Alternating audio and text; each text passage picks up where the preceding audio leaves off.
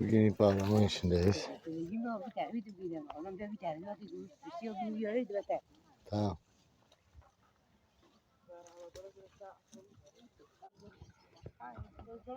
Bugün ip bağlama işindeyiz.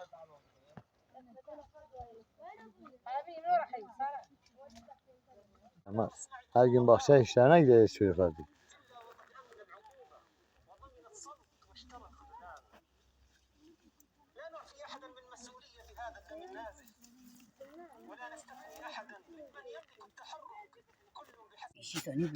Evet, kamera çekeriz.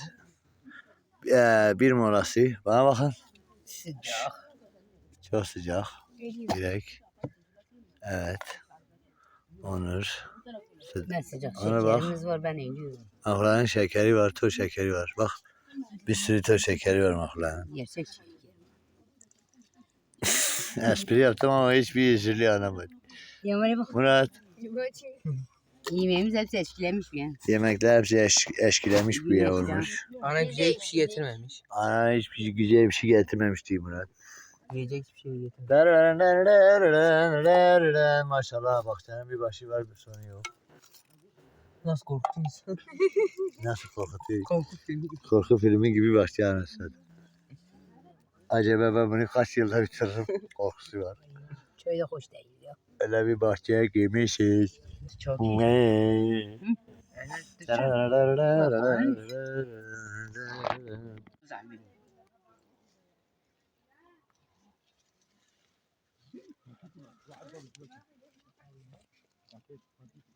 Bir daha. Bak ulan. İsmet abi neymiş? Yemek yiyorum. Dilek. Ağzımız olmuyor. Ağacı cömdür. Türkçe çekiş. Murat nereye gitti? Yaşamaya çalışıyor buralarda. Ya sıcak da biz. Helyay olduk. Yemek hiç şey. Abla çekil dolap geliyor. Yağmur yağsa. Ama çok güzel ha. Hiç olmaz.